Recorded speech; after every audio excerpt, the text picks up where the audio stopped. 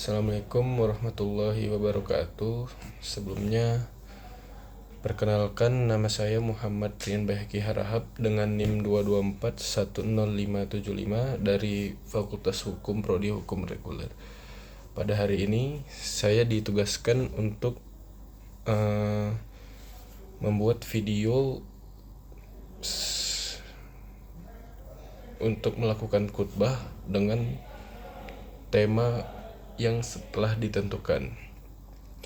Saya akan membawakan khutbah dengan judul Membangun Hidup yang Berkah dengan Islam sebagai Pedoman Hidup. Bisa dimulai. Segala puji hanya milik Allah SWT, Tuhan semesta alam. Salawat dan salam semoga tercurah kepada Nabi Muhammad SAW beserta keluarganya, para sahabat, dan seluruh umatnya hingga akhir zaman. Saudara-saudaraku yang dirahmati Allah, kita hidup di dunia ini sebagai hamba Allah yang diberikan tugas besar dan kewajiban untuk beribadah kepadanya dan menjaga amanah sebagai khalifah di muka bumi.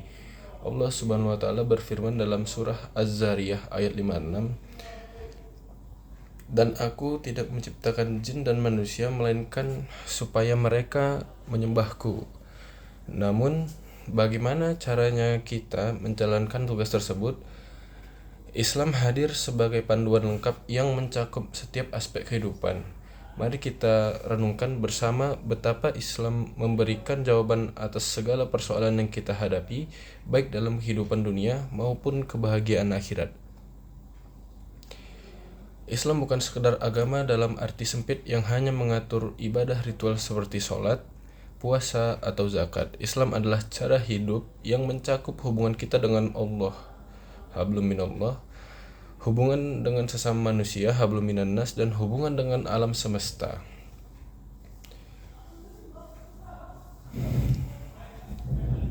Hubungan dengan Allah, hablum minallah, yakni menguatkan tauhid.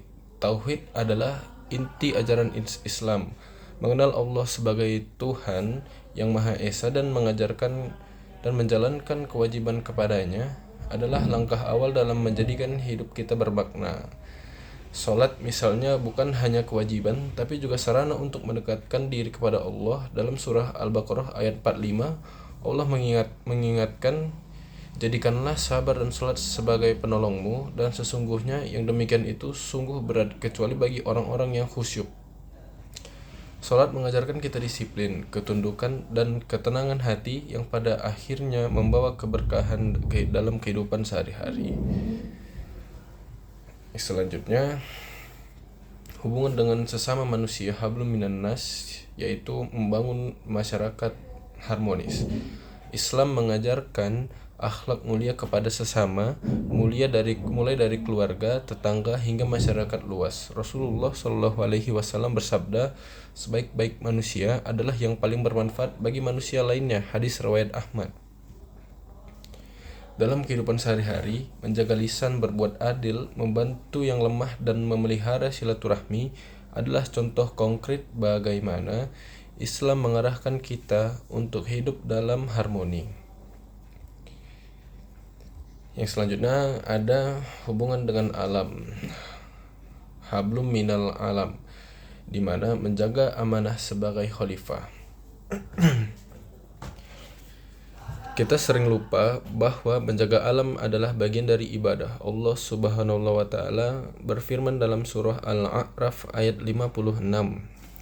Ayat ini berbunyi, "Dan janganlah kamu membuat kerusakan di muka bumi setelah Allah memperbaikinya, dan berdoalah kepadanya dengan rasa takut atau tidak akan diterima dan harapan akan dikabulkan. Sesungguhnya rahmat Allah sangat dekat kepada orang-orang yang berbuat kebaikan."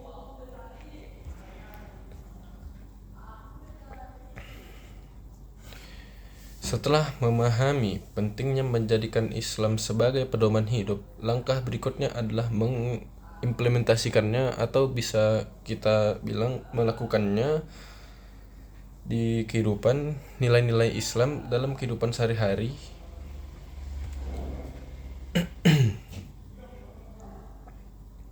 yang mana dengan cara menjadikan Al-Quran dan Sunnah sebagai rujukan utama. Al-Quran adalah petunjuk hidup yang sempurna dan Sunnah adalah teladan praktis dari Rasulullah SAW. Membiasakan membaca, memahami, dan mengamalkan isi Al-Quran akan membawa ketenangan jiwa dalam kehidupan kita. Yang kedua, memperbaiki akhlak. Akhlak yang mulia adalah cerminan dari keimanan. Rasulullah SAW bersabda, orang yang paling sempurna ialah orang yang baik akhlaknya. Hadis riwayat Ahmad. Mulailah dari hal-hal kecil seperti berkata jujur, menepati janji, dan menghormati orang lain dan lain sebagainya. Yang ketiga, menjalankan ibadah sebagai kewajiban dengan ikhlas tanpa paksaan, bahwasanya ibadah ini sebagai kewajiban kita yang harus kita lakukan sebagai bentuk tanggung jawab kepada Allah. Ibadah yang dilakukan dengan ikhlas semata-mata hanya untuk Allah akan melahirkan keberkahan dalam hidup.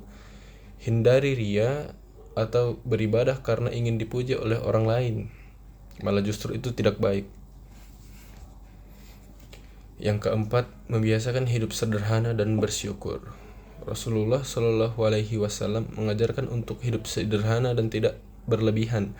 Dengan bersyukur, kita akan selalu merasa cukup. Sebagaimana firman Allah dalam surah Ibrahim ayat 7, jika kamu bersyukur, aku akan menambah nikmat kepadamu.